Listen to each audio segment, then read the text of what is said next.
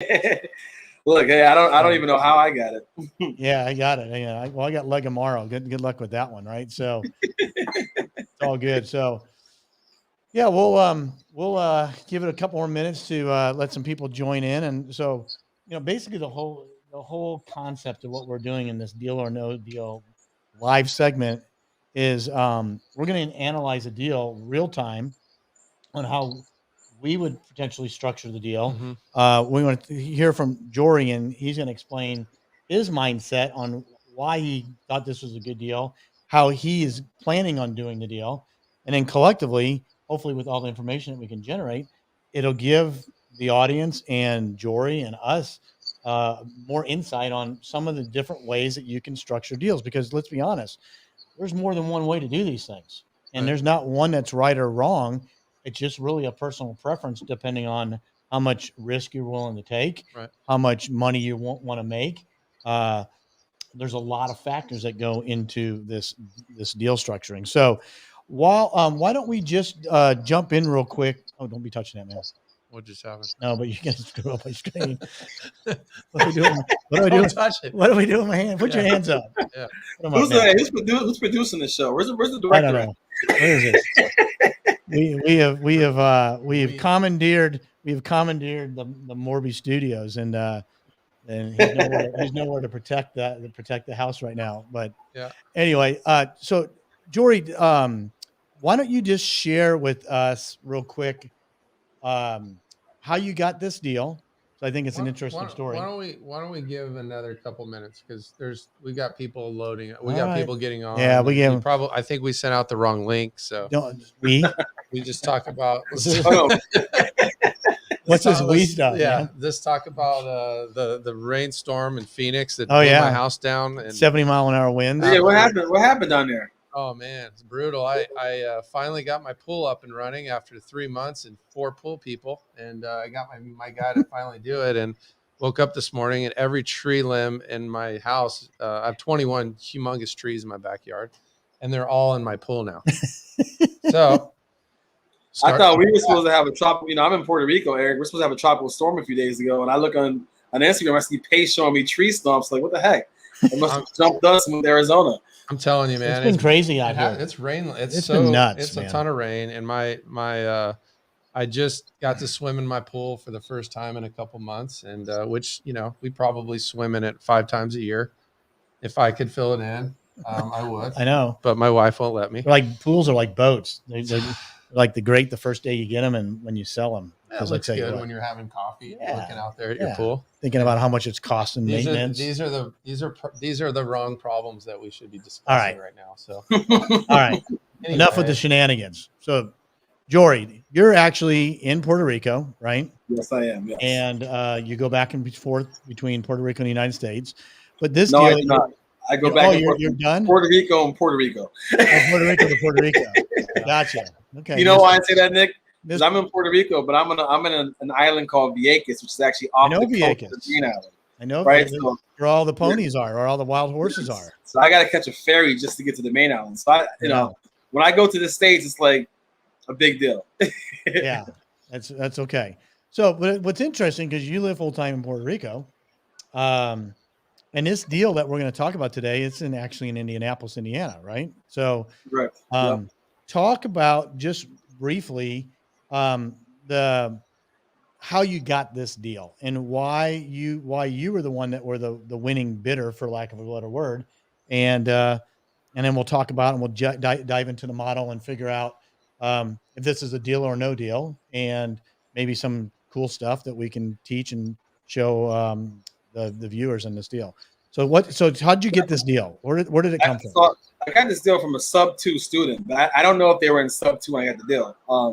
But they're a sub-2 student now. But it's someone that have been watching my podcast, Shut Up and Invest. And so, I have a podcast where we do some weekly stuff on Wednesdays at 1 p.m. Eastern, and I've been doing a lot of content. So a lot of deals come to us.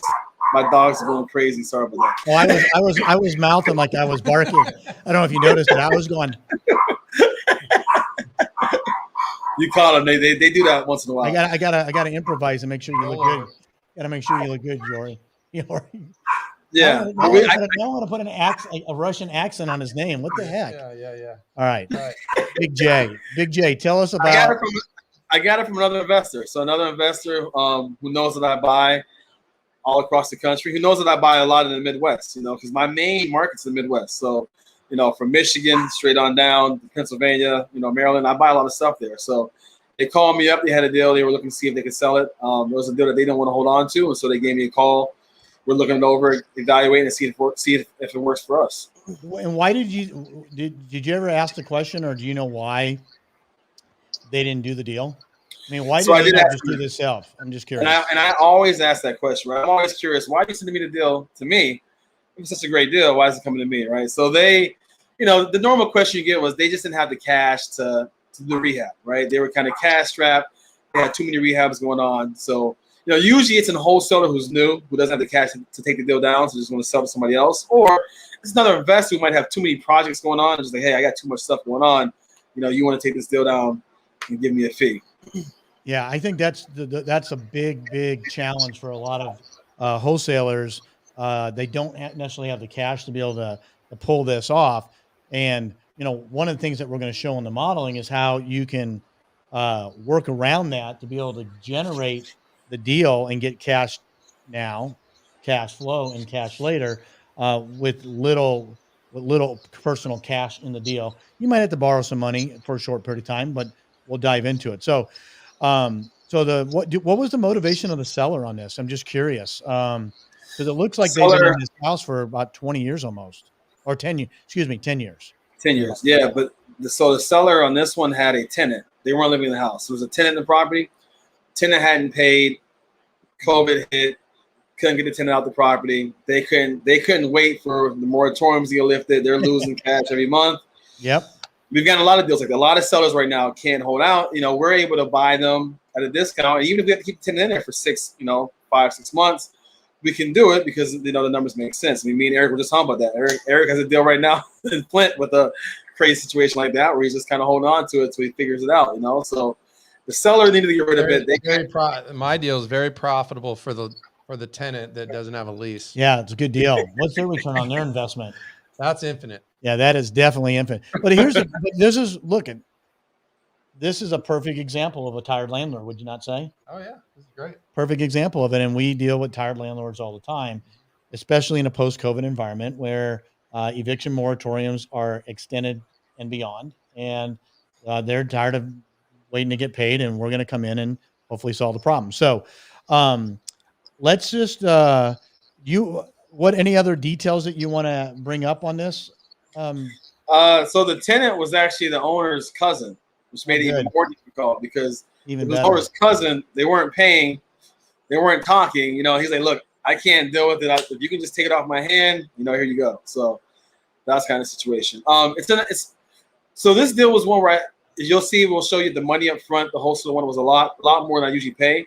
It's in an area that's like, it's kind of seeing the appreciation come up, but it's right outside of a hot area. So I'm kind of betting on, look, I'm going to hold on to this. If I hold on to it as a rental, and there's going to be a lot of appreciation within the future. So it's one of those deals that was kind of on the brink, but we decided, hey, let's take a risk. Let's take a gamble on it. Yeah, I think. If there's a will, there's a way, and I think we're gonna. Obviously, the seller was motivated, which was important in this deal. But let's just jump into the model. So I'm going to share my screen. I've already inputted most of the data in, interest of time, and I'm just going to go through it. Let's verify, answer some of the questions and what these numbers mean, and sort of look at the deal. So give me 1 second here, and you guys should be able to see the screen. Can we go full screen on this? You should be able to blow it up, yeah. Hang on 1 second here. Give me 1 second here. Full screen without. Go back. Let's go. Hang on 1 second, because the numbers get to be a little small otherwise. Let me go back to this. Turn that on. Yeah, that's perfect. Okay. It's a little blurry, but well, I think they'll be able to see it. Fine. I'm gonna start on the left side and go to the right side. And I'm gonna talk through it anyway. So I think that's the TV that's doing this. So I'm going to start on the left side. Everything that's in yellow is stuff that we input into the modeling, okay? Everything that's not yellow is either a formula or a calculation, but we're going to go through this on the acquisition side when we buy it, how we're going to sell it and get out of it, and then basically the summary of the deal. So we'll spend a little time. If anybody's got any questions, you can put them up in the chat box.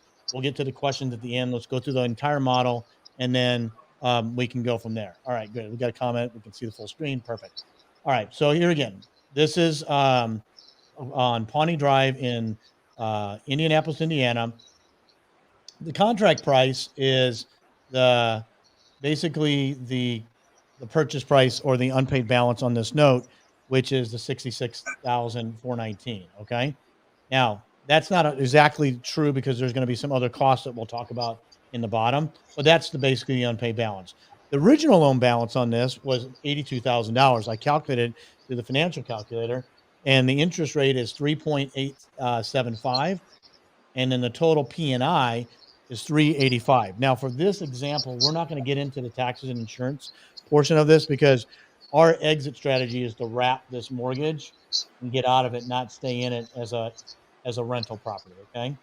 Because the whole idea of this is see if we can model this out so we can generate cash today, cash flow over time, a lump sum payout at the end, and try to have no risk and no cost basis on the deal. That's what we're trying to solve for. We're going to do no risk. But that's what we're going to solve for. We're going to do Jory's model first, and then we're going to go back to the beginning and reset the it. one thing that you got, like, we'll bring up in this is when you have a rental property, you have expenses. You got principal in it, you got taxes, insurance, maintenance, vacancy, repairs, all the things that go into that. When you flip that over and add it to your borrower, your cash flow literally can double. Depending on it can even triple depending on what it is. Yeah, I mean, so that's an important part. So let's go through here. So let's go through the data points of the deal, right? The critical information.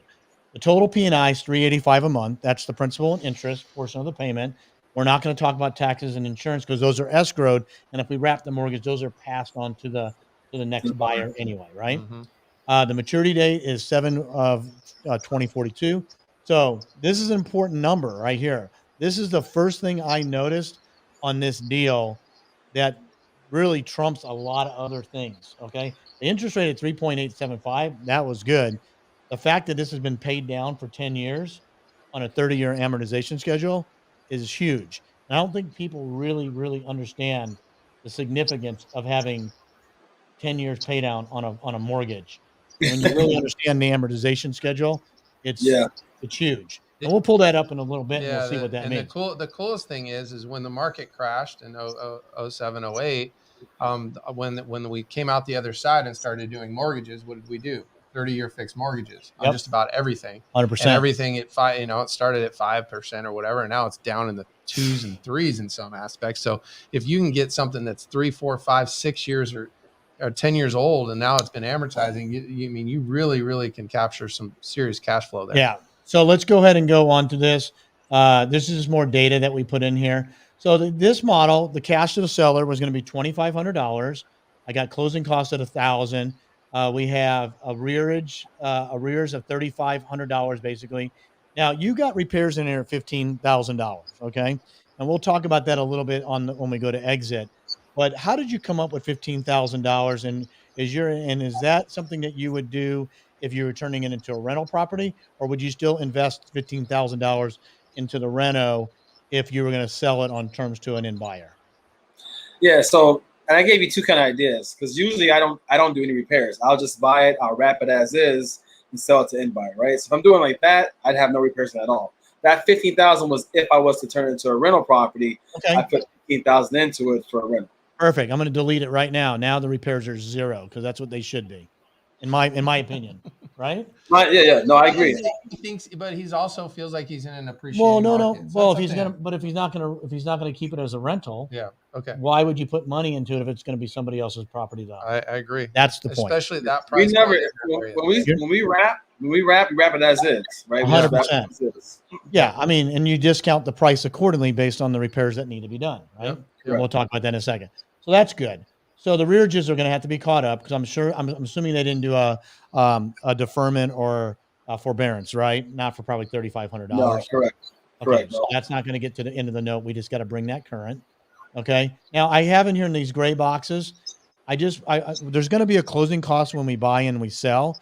So these are just calculations that I put in there because we're going to have to come up with that cash at some point in the transaction. So if we're going to borrow the money up front or we're going to use our own cash, we need to have an idea what that looks like. Okay.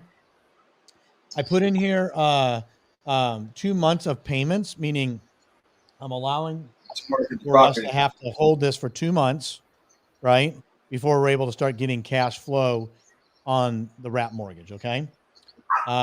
You have in here an agent fee of $28,000. Let's talk about this just for a second. I know you said you got this from somebody that was going to basically assign it or wholesale it. How did they come up with the 28,000? First question is, how did they come up with $28,000? And my next question is, what were they going to do with the property if they didn't sell it to you? Perfect. So I believe they were using one of those formulas and saying ARV minus 70%, one of those numbers, and that's how they got that assignment fee. That's what I believe, right? And I think their only other option was they probably would have just tried to take it down and hold on to it until they had more cash to fix it up. So it was either we buy it or they probably would have either had to just take it down and hold on to it. And then that probably would have messed with their whole model of their cash flow and how they're set up. And sometimes you just got to play, play the game with them, right? You know, who blinks first? Do they really have? Look, if your model's accurate, it's going to cost them the same amount of money to fix it and flip out of it and do whatever they want to do. Do most wholesalers have $43,000 to sit there and wait for 2 months to get paid on? Right? That's the question. A lot of them do not, and if they do, they're probably not trying to sell it to you on a wholesale deal, right? So, anyway, enough with that. Let's go in. So right now, the way this model sits, you have it in, and this is good because you have it in at $43,000 cash to close. Now, all that means, as Pace would say, that's the entry fee, right? Yep. So for anybody that's in the sub 2 group, that's the entry fee, right? So how are we going to fund that, right? We can use our own cash, we can borrow it. We're just going to go into the model itself. So so far what we're going to do, we're going to buy this on terms, take it down. We know that we're going to need 43,000 and some change to make this deal happen by the time we exit out on the wrap mortgage. Okay. So now let's go to the middle column here. Okay. If we go in the middle column, I did ARV values here. Okay. I've got, Zillow was at 151. Redfin was at 139. I think actually realtor.com was at 150. What I did here is I just did a blended average of it. Okay. Which is the 145,669. Owner finance value is going to be a little bit higher. And if you look at the formula in here, I use 3%. And what I did is I set this owner finance value at 150, but I didn't take any deduction yet for the rehab. Okay. So the question becomes, if we're not going to do reconstruction or rehab on this, what are we going to sell the owner finance value? The number that I use is I usually take somewhere in between 50 and 60% of the repair. And I take that as the deduction off the sale price. So for example, let's use round numbers here. It was 16,000. Half of that would be 8. So instead of selling and financing it at 150, I would sell it, finance it probably at 142. Okay. And so how did you come up with that figure? Well, Jory already said the rehab was $15,000. So you're taking half of the rehab because half of it's probably labor and half of it's materials. So you're gonna help the borrower come in and they're gonna have material costs and then sweat equity in order to have equity in the property. Yeah, because they're not going to charge themselves to do the labor. Right. They're going to paint the house themselves. You know, whatever they're going to do, they can do a lot of that stuff themselves, and they're going to increase the value accordingly. Okay. Sure. That's just a number that we use. You can use any number you choose. But we want to make sure there's some equity in the deal because 100%. Even because they might not fix this for 6 months from now. Well, because not only are you going to give them half the rehab costs, yep. right? So they can do sweat equity. They're also going to put money down, so they're going to have plenty of equity to feel comfortable owning this property. Yes, correct. Yep. Okay. Okay. So now down here, I am going to take out so let's talk about how we're gonna wrap this. So what I like to do, just so you know, one of the comments is they can't read the numbers, which we know that. So what we're gonna do is we're gonna kind of try to maybe blow it up a little bit so you can see it. I don't know if I can go any bigger than this. I'll just talk through we'll talk through it, and then there we go. That's good enough. Yeah, there you go. Yeah, that's better. Perfect. So we're in this middle section right in here. the chat, let us know if that helps, because that Yeah. Cool. Okay? Okay. Cool. All right, so here we go. So in here, let's go back up to the sell summary, okay? I'm going to make sure we can see that, okay? Oh, now I went too big. There we go. Oh, that's good. No, Yeah, I just gotta keep see doing it. that so they That's can good. Yeah. That's So here we are. Perfect. So this is Thank the you. deal summary. We're going to sell this for 142 on order finance. We're going to get 10% down. Jory, you think there's any problem getting 10% down on a house in Indianapolis at $150,000 price point? No, there won't be. Not at all. In No. fact, I would say you could actually get much more than that. Yeah. Honestly, if you choose to. I Yeah. love it. I love it because we bid up. You can bid up the down payment, which is a really good structure. Yeah. Yeah. So in this model, we usually try to get 10% down minimum, right? And it's usually easy to get that.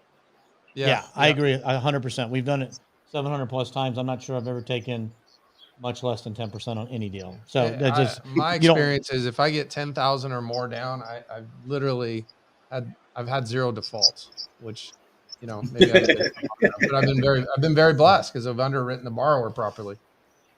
Definitely. So let's go through. So what I'm going to do, and what we do is that we're going to take this and we're going to break this down into two liens. Okay, we're going to break it down into a first lien and a second lien, and I'll explain why we're doing that when we get to the exit side of it. Okay, but the first lien we're going to write at 9.5%.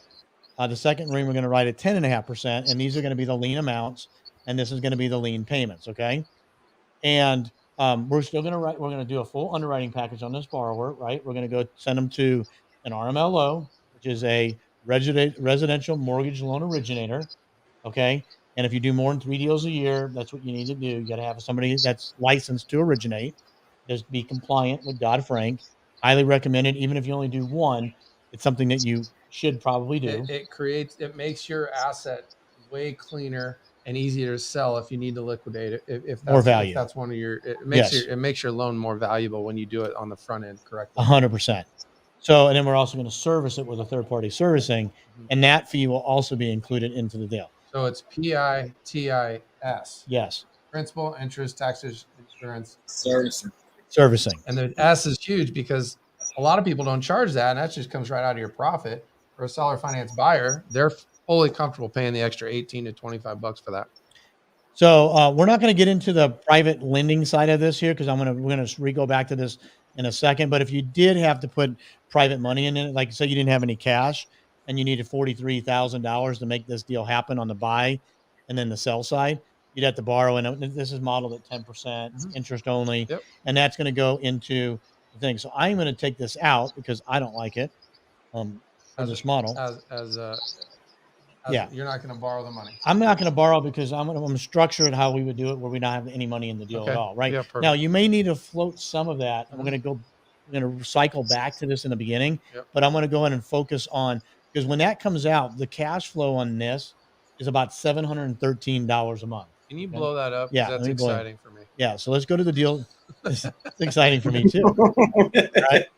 I wish you could see that. How many $150,000 properties? Yeah, right. $713 a month. Yeah, it's a great question. None. I already know the answer to that. That's free and clear, maybe. Maybe that's what you would net. Yeah, right. So, so let's go back over to. I'm going to change a couple things over here. I wanted to go back, and I'm going to change this. Just follow me on here. I'm just going to change one number here.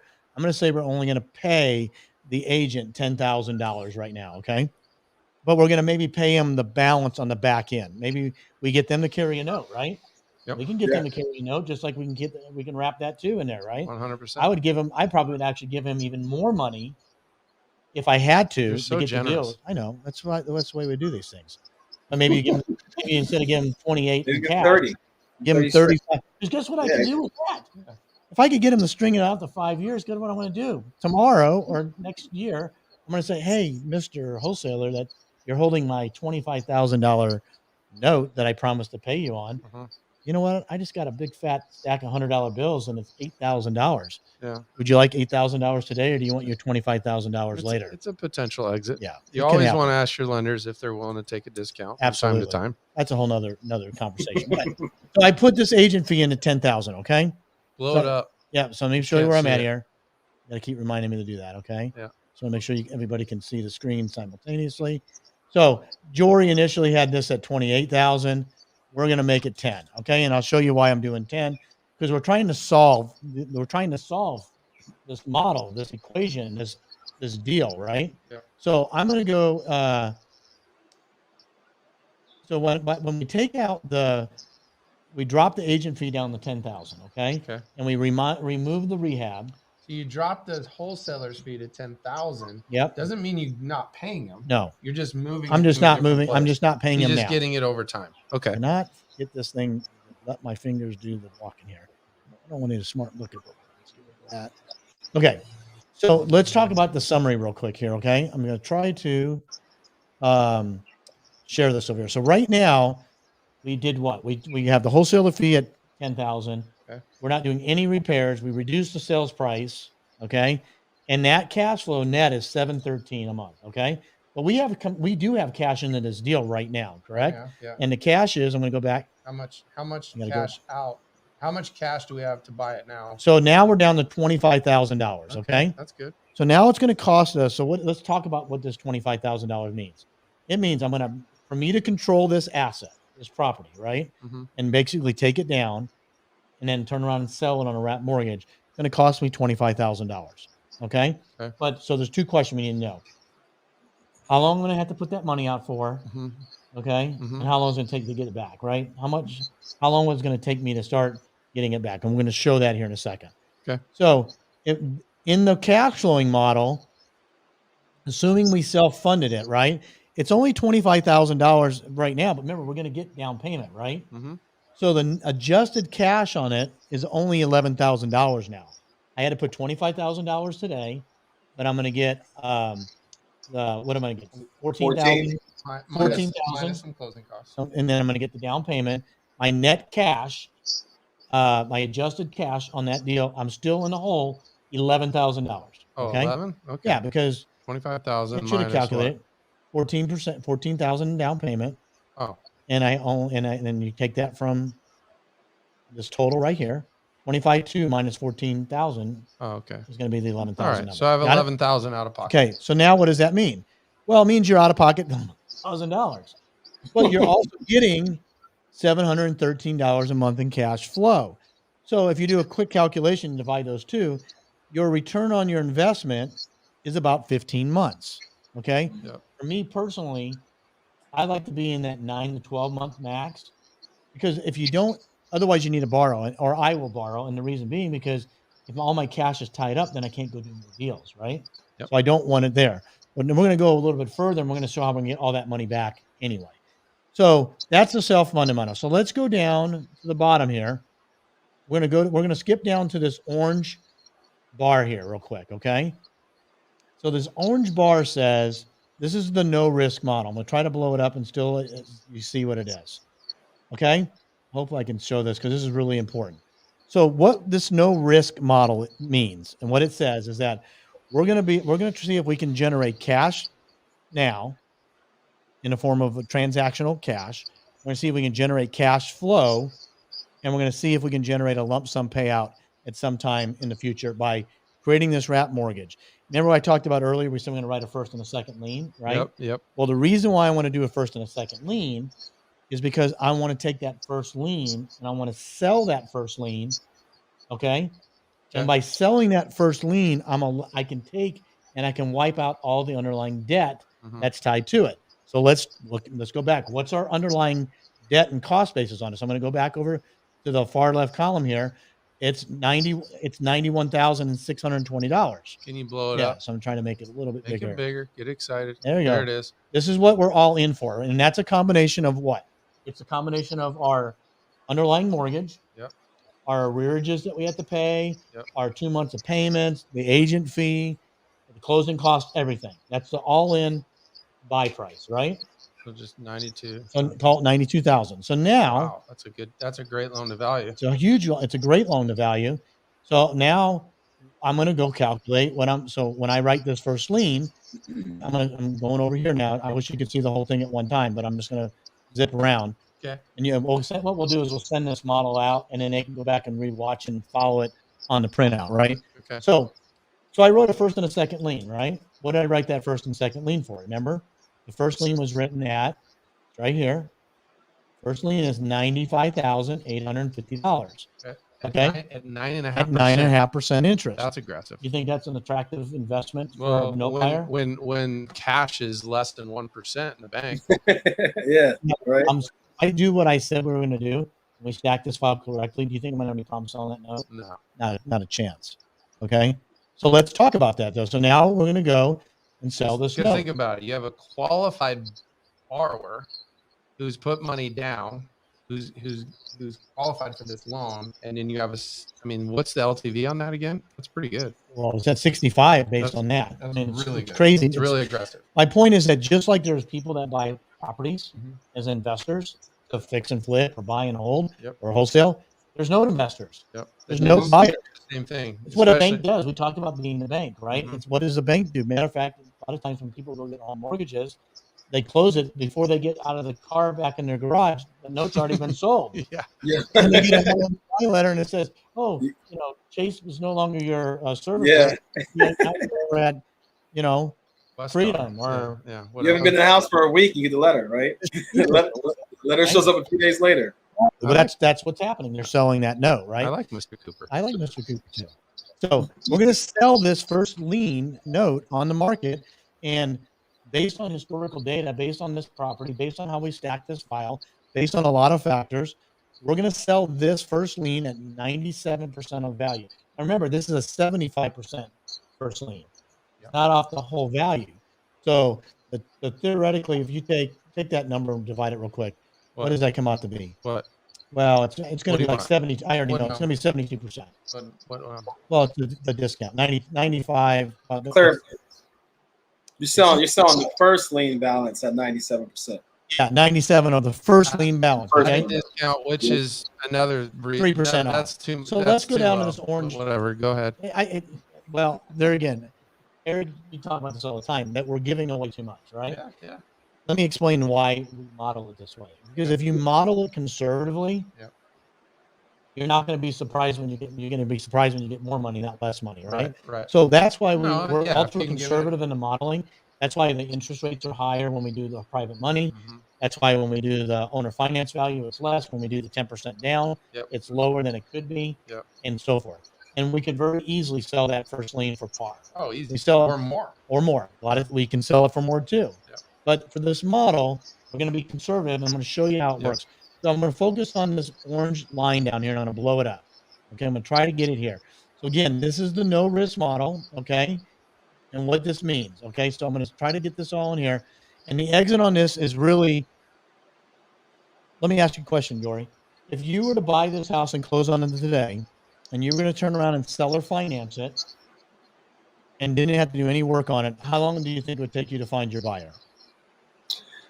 60 days max. I probably would have it closed in 60 days. That's closing. 60 days to close, not to find a buyer. No, to find a buyer, probably 2 weeks. 2 weeks. So let's call it 2 weeks. Then it's going to take another 2 weeks to underwrite the borrower, right? Because title has to be pulled, and you have to underwrite the disclosures and all that stuff, right? And then from there, you got to close on it. And then from there, you got to sell the note, and then you got to get paid. So I use 30 to 90 days. I think I did 60 in this example here. So let's talk about the numbers on this, okay?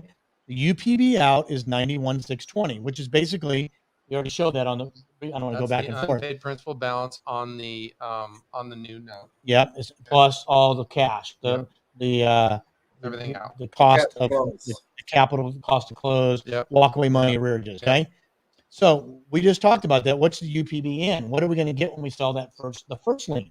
Okay, it's going to be 92,975. Okay.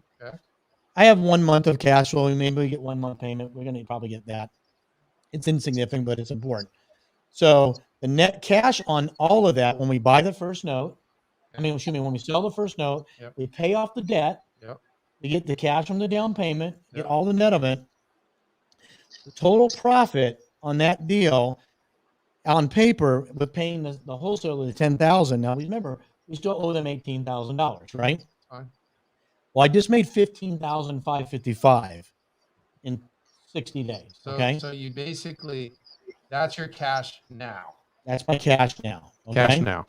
Now I still owe $18,000.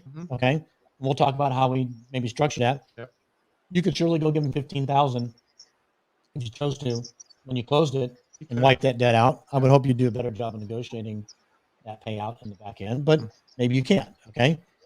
Your cash flow on the second, remember, because what are we left with after we sell that first lien?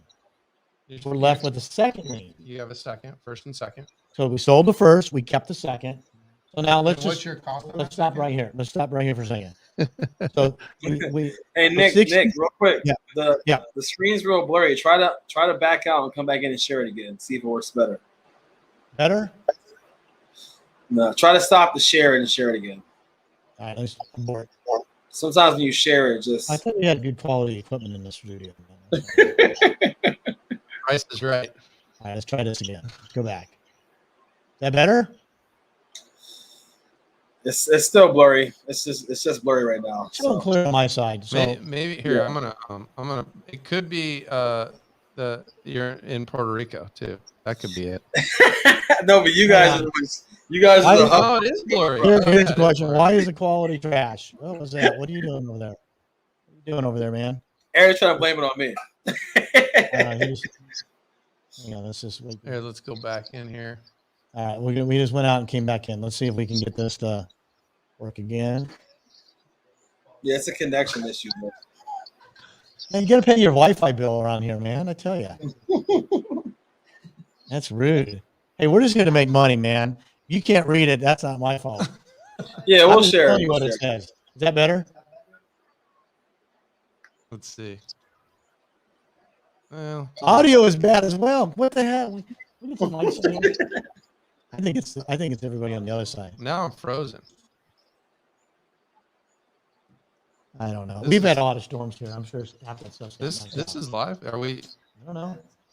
I mean, no, we can hear you guys. It's just frozen right now, but it's just frozen. I mean, you said all the trees got knocked down, so that could be half the issue, you know. It's frozen, and it says, I don't know, man. We're frozen. We're frozen. This is one of the best live. You know, as we come back live, and that's how you make $1 million in less than 48 hours. So I hope everybody who's listening, because we do not have this recorded, unfortunately. I already forgot what I said, but I do know that's how you make $1 million. Yeah. How you keep doing this, man? You got to stop sharing this damn background over there. Exit out of that. Get that thing off the screen.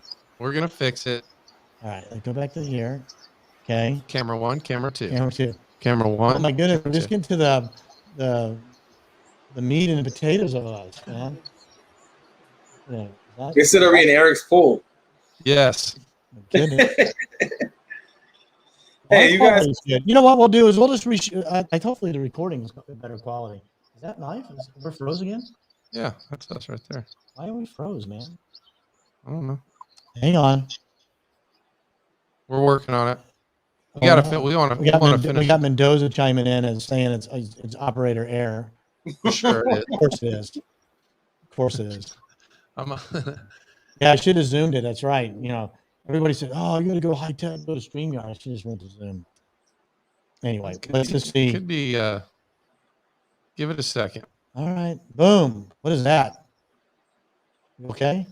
Just booming good. I don't know. Yeah. Is that a smiley face or a frowny face?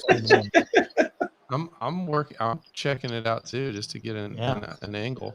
Let's see what's going on here. Somebody's sabotaging us. No, you're right. It still froze. We're clear over here. Jesus is working in the background. Yeah. I'd say go to the intermission, but we don't have an intermission. These guys are on a flip phone.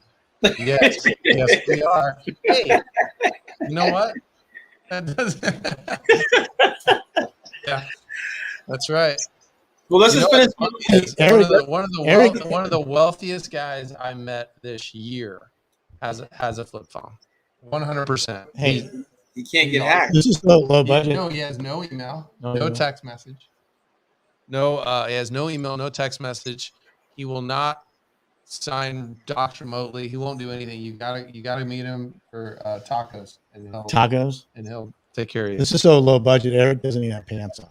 Yeah, he couldn't even afford pants. Yeah, we got pants on. I don't know. All right, let's try to get this. Jesus, we need to get somebody else in here or what? Or do we relaunch? Refresh. We don't want to leave this. Well, yeah, I do. I mean, if we want to, Can we refresh? Stand by. We're refreshing. We're going to refresh. Yeah, let's just relaunch it. Log back in. Connection is unstable. Oh, it's our internet. Oh, are we on dial-up?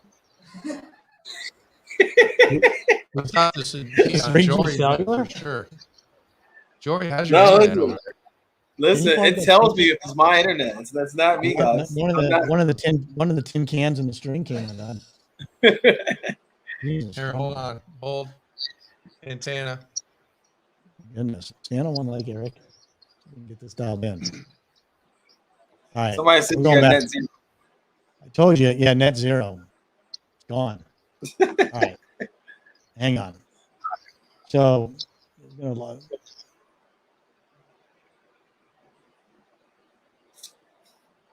I think I lost him. Can you guys see me or hear me? They should be able to log back on. But let me know if you guys can see me. Yeah, there you go. Yeah, you're good. We're not. All right. There we are. No, I'm good. You guys are like, what's that movie where the video game movie where he starts going fuzzy? Wrecking like Ralph? you guys like Wrecking like Ralph. You're pixelating. It's like amateur hour at the Improv. It's delayed. Look at you. You guys are pixelating. Hey, if you want, you know what, Nick? If you want to share, you want to email me that sheet, and I'll try to share it on my end. Yeah, because we're delayed. And that way, you guys can talk. Yeah, we can. Just try that. Let me see here. I think our internet connected. I think it's with the internet connectivity, actually. Yeah. But if you share with me, I can forward it. You can talk that way. At least they can see the sheet and we can hear your voice is fine. You know, people they're just spoiled nowadays. You know, the video. Come on. No, it's like what are you gonna do about it? This is the biggest breakthrough in real estate that you'll ever hear about. We don't need the video. We just need to hear the concept. Yeah. Well, we're gonna do another one later, but still, I want to make sure that you guys have it, and then we can go back and recap it and do another version of it. But try to email it to me and I'll share it on my end. I'm sending it right now. Give me 1 second. Got it. I don't know. Are we just not getting bandwidth? Is that what it is, Jesus? Yeah, this is the first time it's not me. They're doing a lot of construction here. I wonder if they unplugged the damn router or something. He has 360 flip. Oh yeah, because he had a big storm the other day, and I like Wisconsin. Yeah, he had lost the whole internet. We thought it was back up. So, well, let me send this to you. And if this doesn't, I'm gonna send you the whole. We can hear you fine. So, I mean, send it to me. Get it to him, and then he can. Keep talking through because they need to see how. Hey, because here's one thing. I mean, everyone knows to do a lot of deals. I talked to Nick over the weekend, and he opened my mind on how to structure things differently with the first and second lien. So I want to make sure that even me who does a lot of these every day. That's how the Creative Dealmaker Academy was created, was because I was doing seller finance deals for so long. And I'm like, and I started creating first and seconds about a year ago, actually maybe a little more, but it gives you so many exits. I just sent that over to Jordan. So let me know when you pull it up, and then you need to go to the tab called Pawnee. So let's go through these questions real quick and just while we're waiting, and then we can just, we got a few questions up here. Let's see here. Let's start at the top. Let's go to see. Most of it is talking about our technical issues. Yeah, and your blurriness. Okay. So I'm gonna send out this model. Okay. For everybody that's on here. Well, I'm gonna send it out, and then we'll go back and record. We have the recording, and they can go back and step through it as well. But like with Creative Dealmaker, do you want to just put in the have them send an email requesting it? Yeah, we'll do it. We'll give you guys an email at the end, and you can request the sheet, and then he'll send it to you. Yeah, just send it. We'll send it over. Yep. Okay, so this is from Andrew. What happens if they don't make payments on the wrap? Well, predatory lending. Well, when you follow the whole reason Dodd-Frank came into play was because of predatory lending that the banks did, right? It wasn't you and me that was doing the predatory lending back in 07, 08, and 09.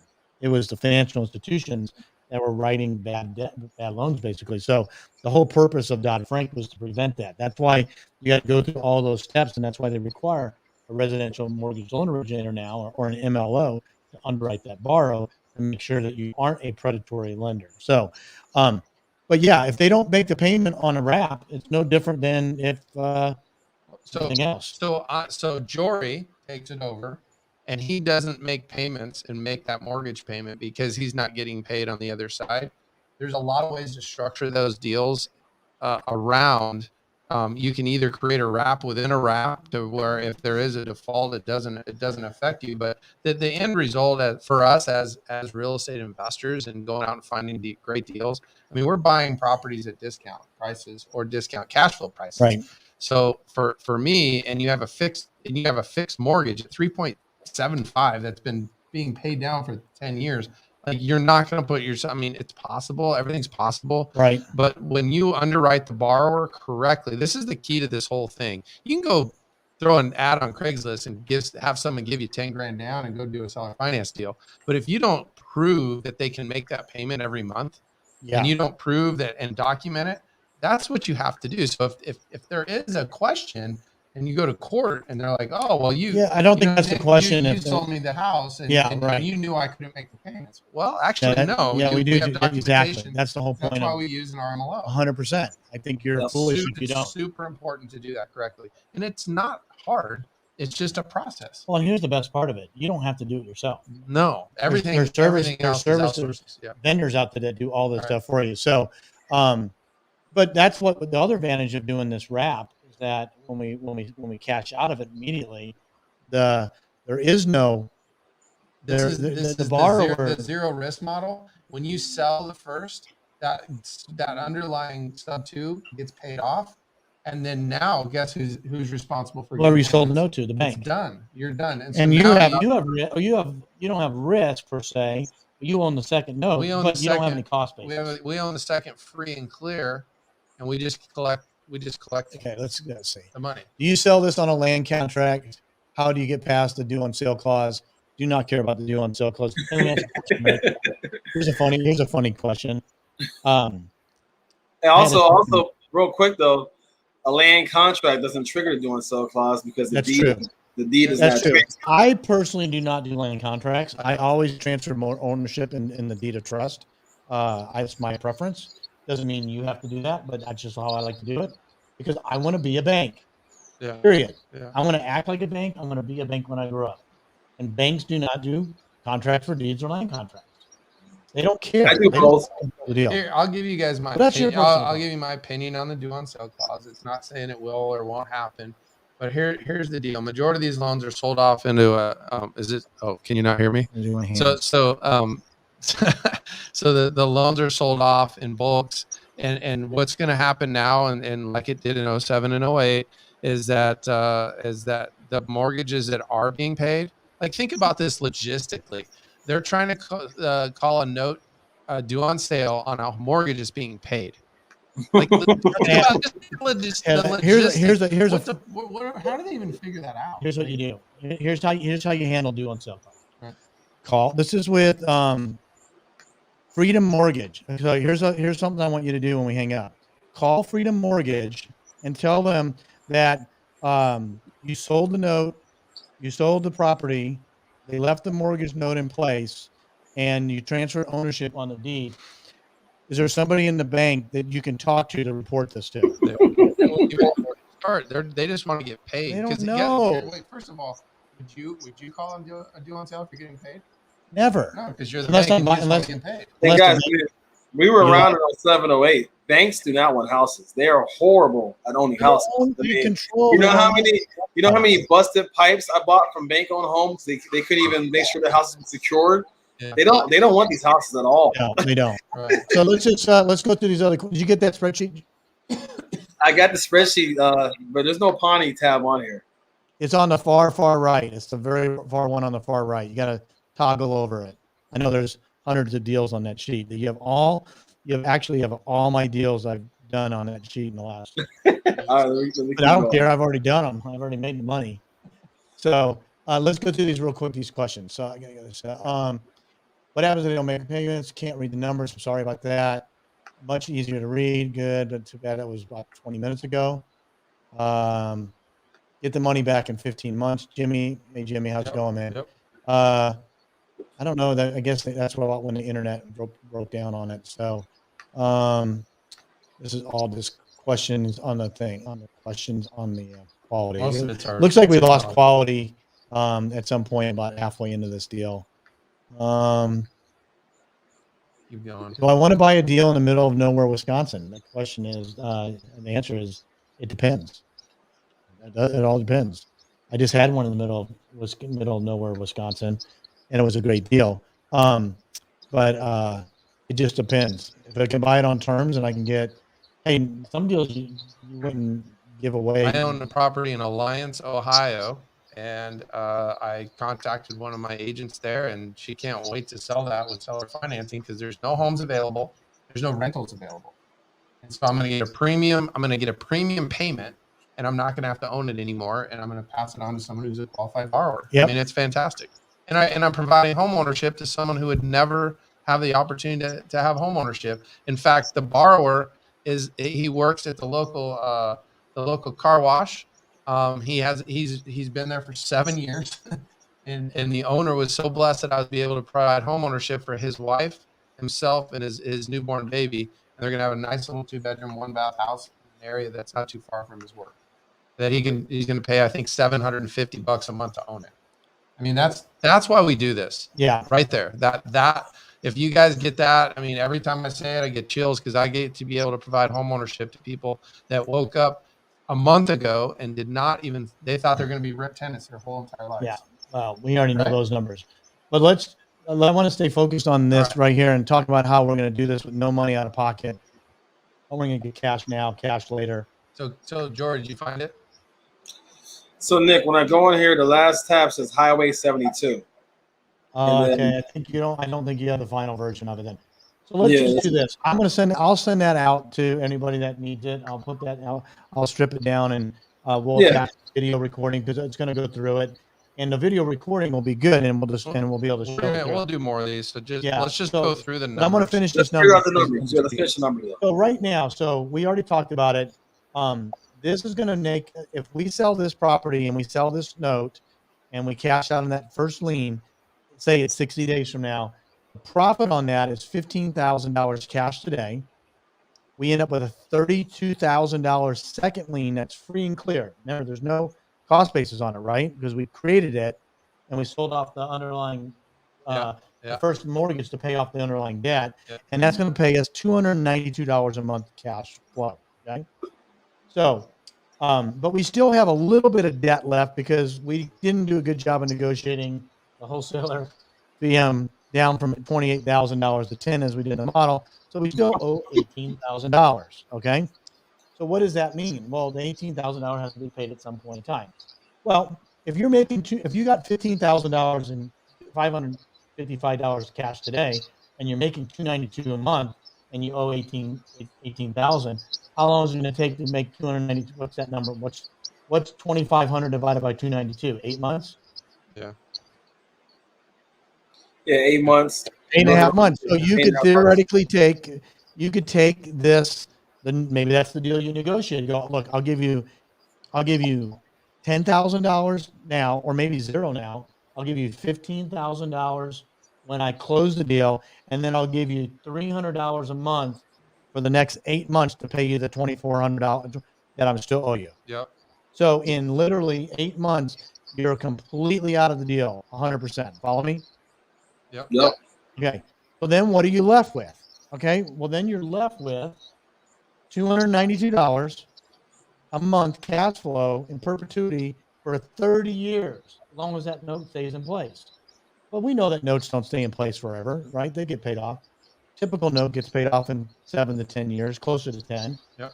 So let's just do the math on Eric. Run an amortization schedule on $31,950 10 years from now.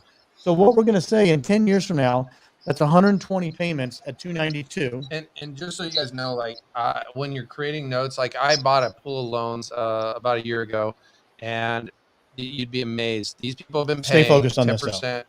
I don't get confused with okay. this. Well, I just want to say that people do stay in these homes as a Sure, owner. but we're 10 years. modeling it based on So what's what likely do you want? to happen. 10%? 31,950, 10.5%. What is the payoff in 10 years? Because now what we have is a free and clear second note. We're going to get cash flow and we're going to get a payout in 10 years. What's the term? 10.5%. I know 30 term. 30 year. Okay. So $292 a month times 120 payments, Okay. 10 years. That's $35,000 worth of cash flow. Okay. Okay. $35,000 worth of cash flow. Okay. Okay. What is my in 2031? 2031? What's We're my just going to unpaid do balance? round math in 2031. So let's talk about what's going to happen 10 years from now. You get a payout. What's going to happen? You're going to get a phone call from the Title title company. company, right? Yeah.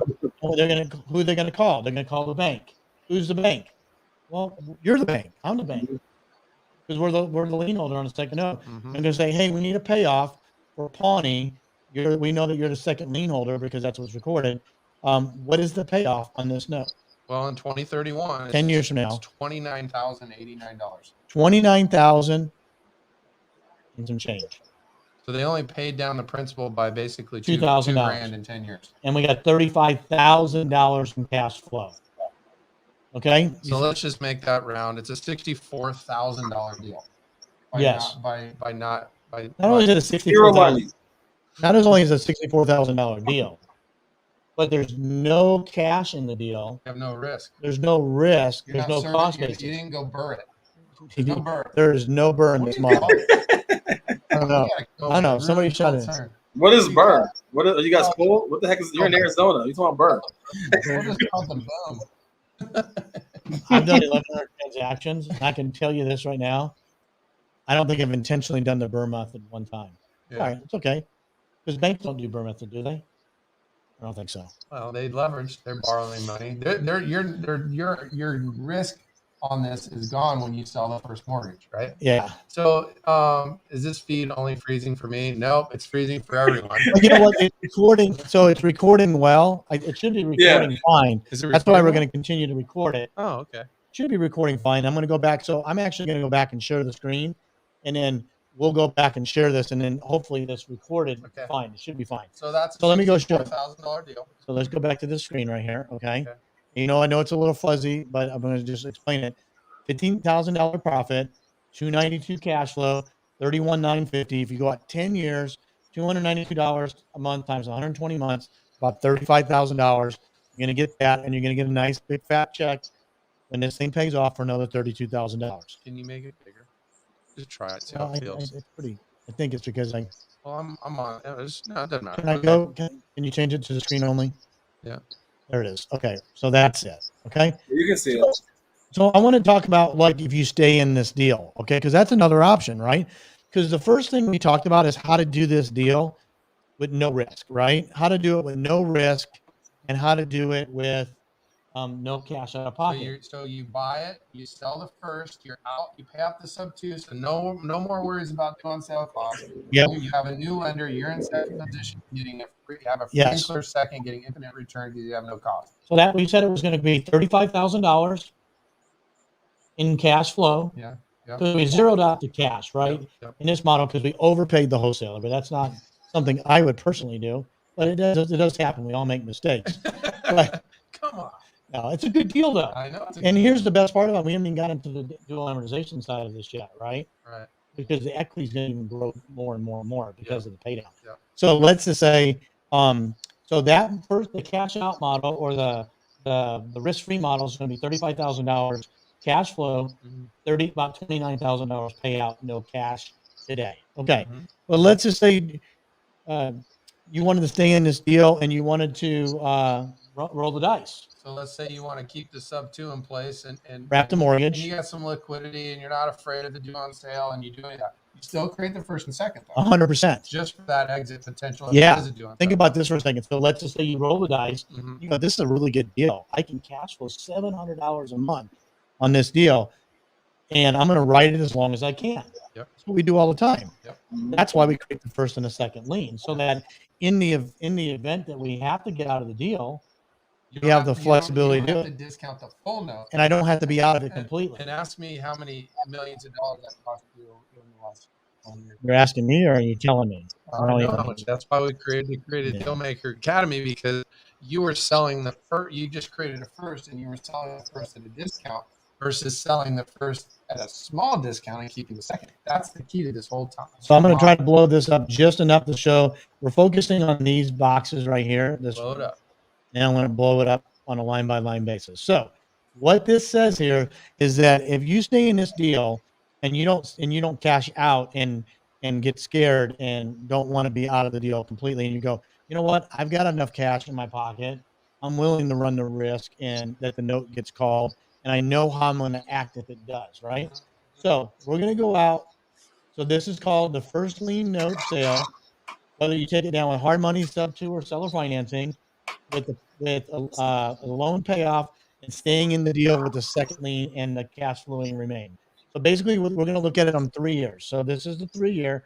I'm going to blow this up, and we're going to focus on 3 years. So what we're saying here is that, okay, I did this deal today. What happens 3 years from now? Let's say that note gets called in 3 years. Maybe you had to negotiate with the seller, and they said, I got to be out of this in 3 years. Maybe something happens, and you don't want that seller to start getting all upset, and you got to be out of 3 years from today, you have to get out. You have to pay off the sub two. Yes, you got to pay off the underlying debt. So what does that look like? Well, the UPB out when you run amortization is $59,512. When we go to sell that note again at that same discounted rate based on the value at that time, it's $99,144 in. What else did we get? Well, we got cash flow of $25,678, which is the first. almost the whole thing. Remember, it's the net, which is at $733. Okay. 733. Now we still had net cash out. Remember, we had to come up with $11,000 to do this deal, right? Yep. So we had to get cash. We got to pay that stuff back. It's going to come out of it. Mm-hmm. So the total in 3 years of cash. Okay. When we sell the first lien, pay off the debt, the cash proceeds from that, plus the net cash from the down payment, and the cash flow, $54,310. That's on the first. That's just selling the first, wiping out the debt. Just the first. The same thing we just did What on happens day to the 60. second? Well, hang on. Second's still there. This is no different than what we did on day 60. Yep. Instead, we let it ride for 3 years. Yep. So what was the first number? Remember, it was zero cash, Mm-hmm. right? 35,000 in cash flow. Now this is going to turn into $54,000 in cash in 3 years. And you're saying second lien cash flow now kicks in, and you're still going to get all of that plus your unpaid balance. Yep. Remember, we're only selling the first lien and wiping out the debt, and you still get to keep the second lien free and clear. It's mass arbitrage. Mass arbitrage. Okay, so let's say we can go 5 years on this deal. Okay. Well, I'm not going to do the same example, but now your cash in 5 years is $74,000, but you still have the second lien and the payment. But hold on. So with an $11,000 investment. $11,000 investment. If that's what you invested. You went and got a 0% credit card loan. One deal, you make Could do that. $74,000. And if you really wanted to, you borrowed it or did whatever. Yeah, and you could pay that off in 15 months if you really wanted to. So then you have, Because remember, it's what that's what the return on it is, your right? net cash, including the $11,000. So you're in a deal now for 5 years. So now you rode this sub 2 wrap for 5 years. I've got wraps that I've got it way longer than that, right? And I've got wraps that I had to pay off in 6 months for whatever reason. I've had wraps get paid off by the borrower in 6 months because they went on and refinanced it. So if you're able to keep this in play for 10 years, okay, and there's a bonus on this one. You keep this in play for 10 years. Same thing happens. 10 years from now, maybe that was what you agreed to do with the seller. I want to keep it in there 10 years. You're going to make $124,942 in cash. Yep. And you still got the second lien balance, Yep. which has dropped a little bit. But you can look at it right here. It's only dropped another $2,000. It's only dropped $2,500 in 10 years because the rate is so high. You guys have to just go in and do amortization schedules and just work the math so you understand how when you create a loan, why the banks make so much money. That's why after 4 or 5 years, they hammer you to refinance so you can start all over again. So here's the bonus on this, okay? I didn't know the bonus. Well, the bonus is that you're able to take this out so the first lien pays off, which would be about 20 years, right? Yep. So what happens in 20 years? 100% cash in your pocket. So guess what? You don't have to sell that first lien anymore, do you? Oh, that's gone. So go run me an amortization schedule real quick based on this loan. You're going to get to keep the whole thing. Yeah. Run it at 127,800. Because that's what your new loan is. Because remember, the debt's paid off. The borrower owes you this. Go at 9.5%. Okay. Okay. Yep. And go out 20 years, about to the year 2042, and tell me how much that borrower still owes me.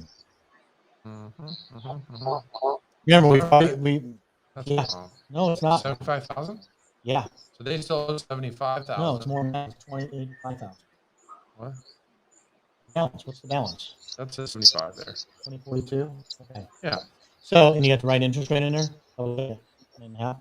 9.5. So what what we're saying is that if we can make this the full term on the underlying debt, which is still 20 years remaining, and we pay off that debt, and it gets paid off, and our mortgage is still pays, they still owe us $80,000, and we get the full payment. Yeah. Now we're getting the full $1,098, right? Because we have no debt left on the deal. So it has. How many, as a wholesaler flip, and we're on a wholesaler fix and flip channel here. How many of these deals, if you just did it for 10 years? I mean, most of the people we're working with that are out there meeting with sellers, doing direct mail, doing just the whole process, the national, wholesalers, locate distressed seller. You could easily pick up one of these a month.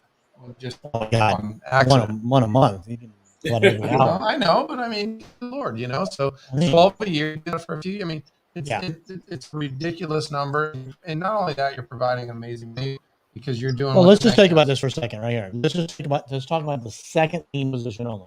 Yes. Okay, on this deal. Okay, this deal is going to yield a $32,000 second lien. So if you round that, if you can do 30 of these, however long it takes you to 30, doesn't matter. That's $1 million in free and clear equity with no cost basis at 10.5%, whatever you write it at. Yep. It's a lot. It's a big deal. And here's the other thing that you do when you buy these properties and then you resell the properties.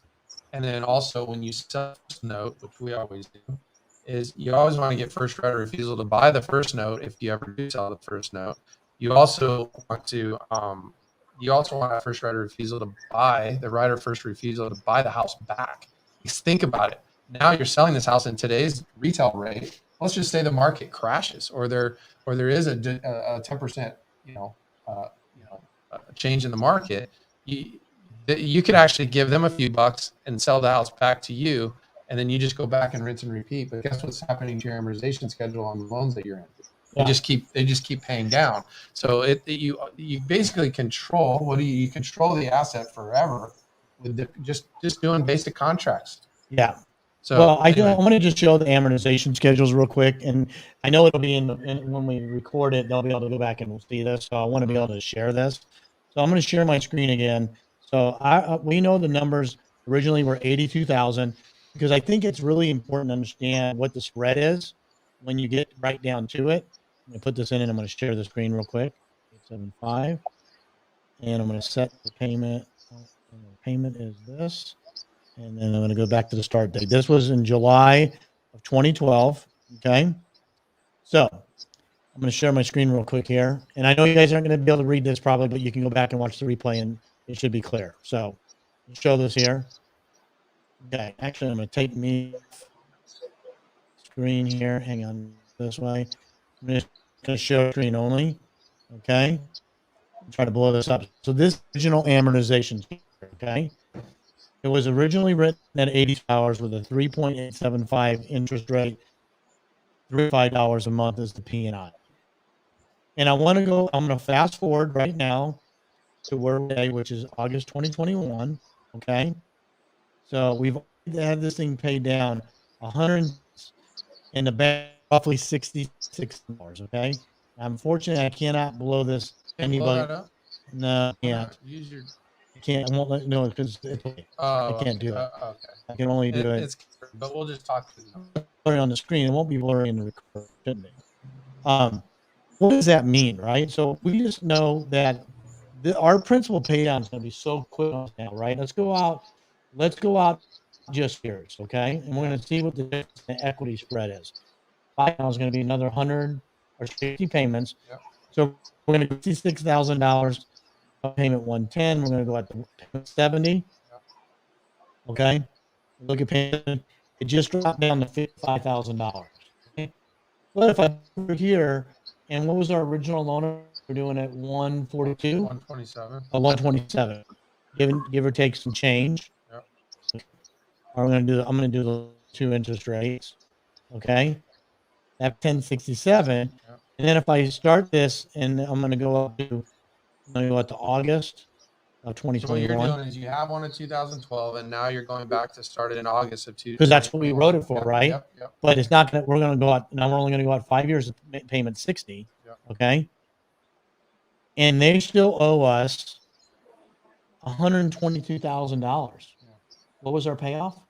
65? Yeah. We had another $65,000 in equity. So what happens is you get these if they do sell it or pay it off or do ever, you get these windfalls of cash, and so it's a good model. Yeah. Someone asked, yes, the screen is unreadable. It's kind of rough. We'll clean it up. It's just the internet connection is internet unfortunately issues. bad with the weather here. So Matt Smith, you're asking, but how many people would stay in 9% interest once credit was built? So first of all, I believe we're going to have a much harder opportunity to get debt in the future. I think it's going to get worse. That's my opinion.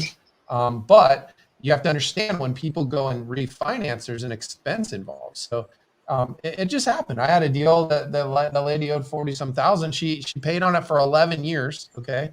And she just refinanced at like 3% or something crazy. It is and could happen.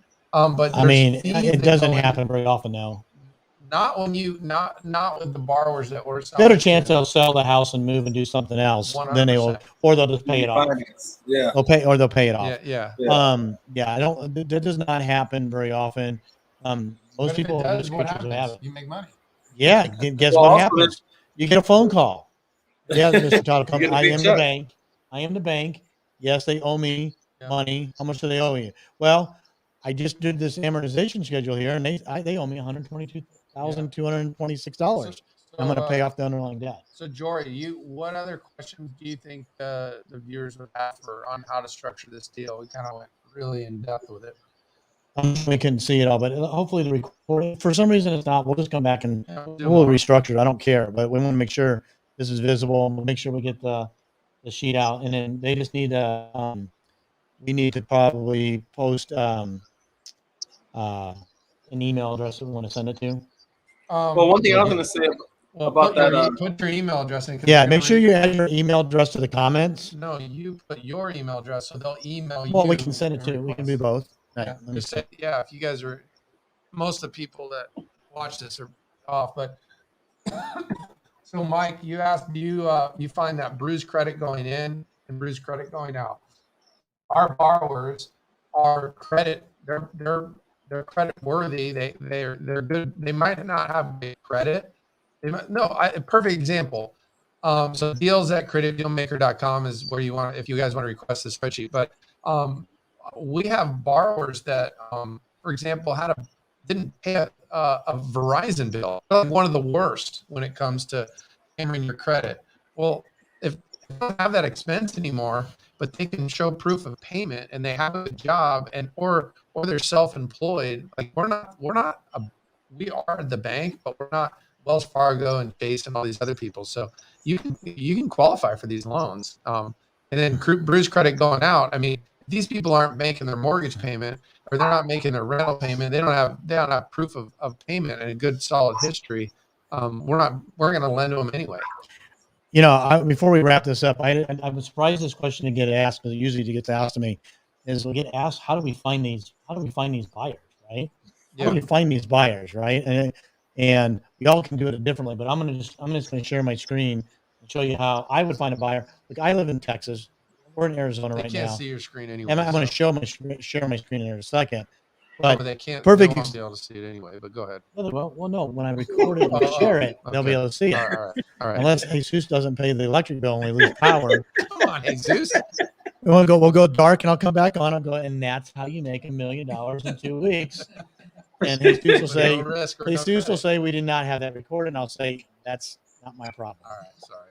All right. So here's one. I'm going to just share my screen real quick and show you how, because this deals in Indianapolis. I'm not in Indianapolis. You're not in Indianapolis. How I would go find a buyer. One way I would go find a buyer. So I'm going to share my screen, and I am not. Let me just put our pretty faces in here. I use Propelio and I use PropStream, and you can use anything, but I like Propelio, and here's the reason why. So here's our subject property right here in the middle. I wish I could make this bigger. It won't let me do it. You can hit the plus screen right there. Yeah, well, that's true, but it's going to make this bigger, and you're not going to see all the properties here. Oh, so what I do here is I go look at all these properties. You can scroll down and you can tell you what's been sold, which is great. So I can click on this right here and check out what I get right here. I get the agent's name and their contact information for a property that's sold 2 doors down. Yeah. Guess who I'm calling first? Yeah. When I get this property 2 stores down, I'm going to call Julie Manella. Why would you call her? Well, let's think about that for a second. She just sold a house.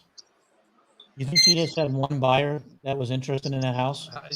Is there a potential for multiple offers on that in this environment?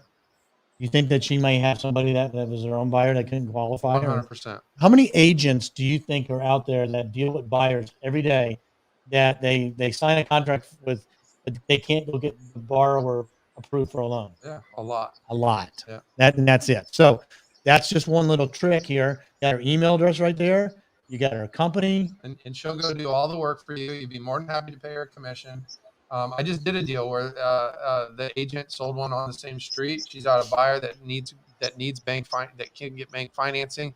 He has $15,000 down, like I did, and she'll go create the contract. She'll do she'll fill out all the paperwork for seller financing. She'll do all the work. She'll get paid quickly because they're ready to move in. That's the other thing that agents love about dealing with seller financing. So keep on going down. So guess what? So Julie is not maybe Julie, and you can change this here. Maybe I want to go up and change this to 12 months. I can only go out to 1 mile.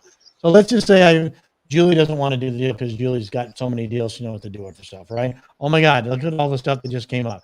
Let's just go down to the next one. Let's go click on Star View here. Oh, there's another one right there. There's Braulio Moreno.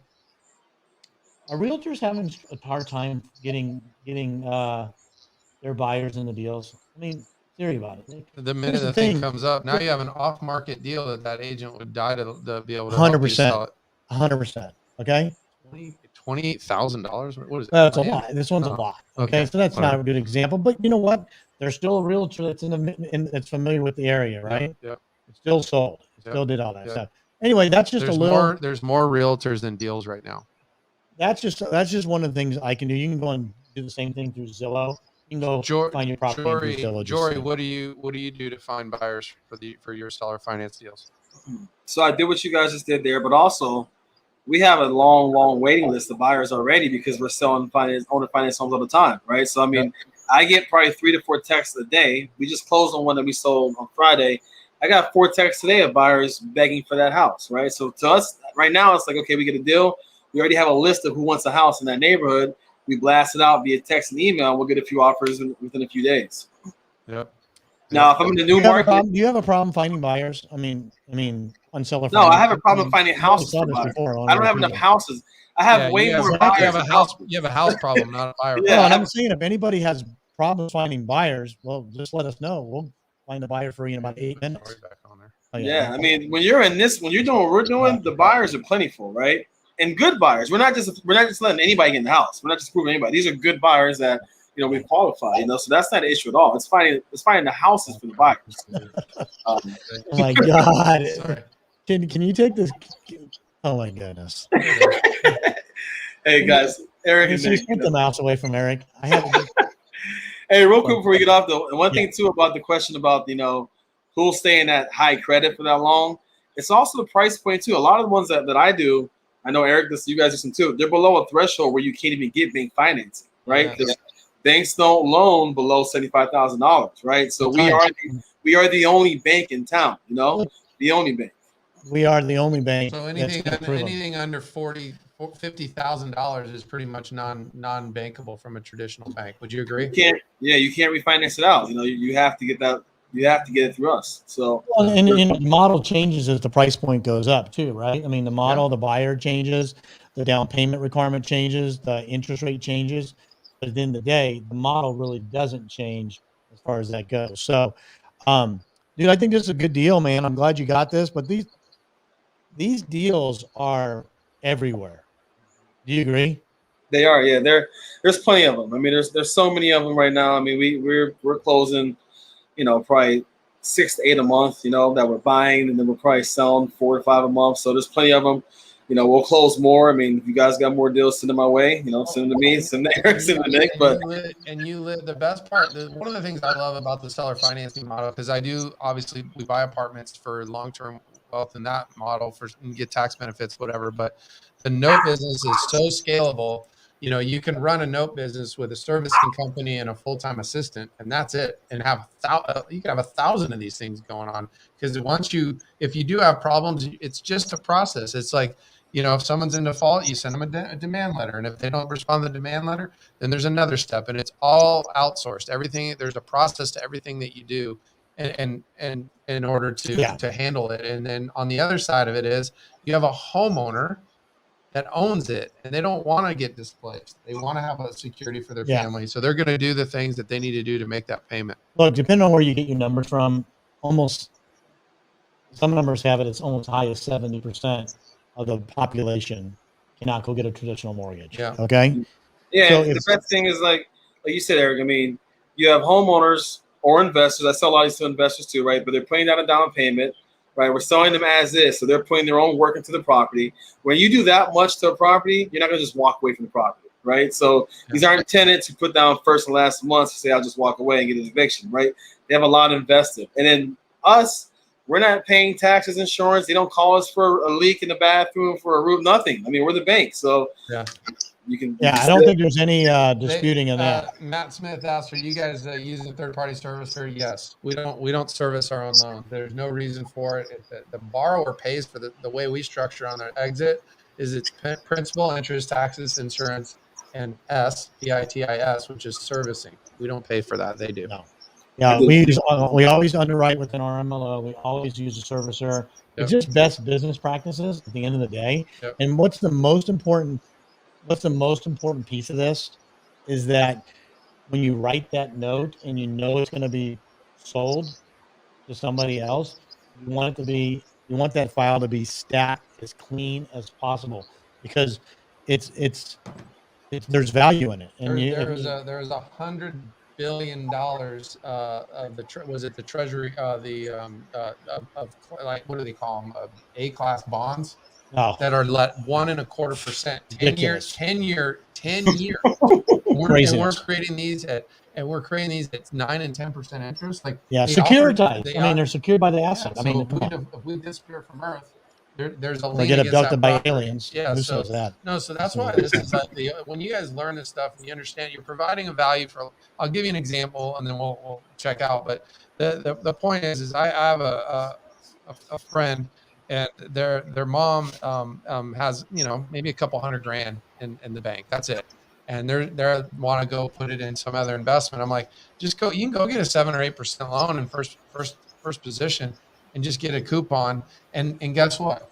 If it's a solid deal, which is what we teach and we create, you can always go sell that note if you need liquidity. You can sell a portion of that note if you need liquidity. There's always options out there. Look, every property just has a different potential exit. Mm-hmm. All this is another potential exit. Yeah. Some people might not be comfortable with it and want to use it as a buy and hold. Fine, do whatever you want to do with it. Yeah. Some people might want to hold it as an Airbnb. Some people might want to just sell it to a wholesaler and cash out of the deal. No, another deal I'm looking at, the guy owns 12 properties in a very small community. So he has too many properties in order to go to the bank to buy.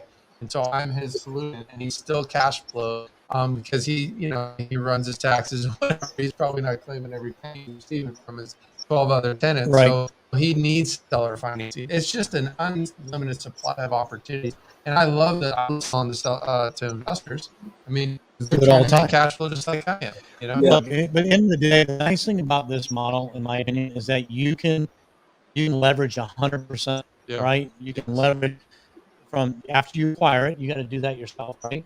Well, once you get it, then you can go, if you're going to fix it, then you can fix it and someone to do that. Right. You're going to use a title company to close. You're going to use an attorney to create the mortgage documents. You're going to use RLO to do the underwriting.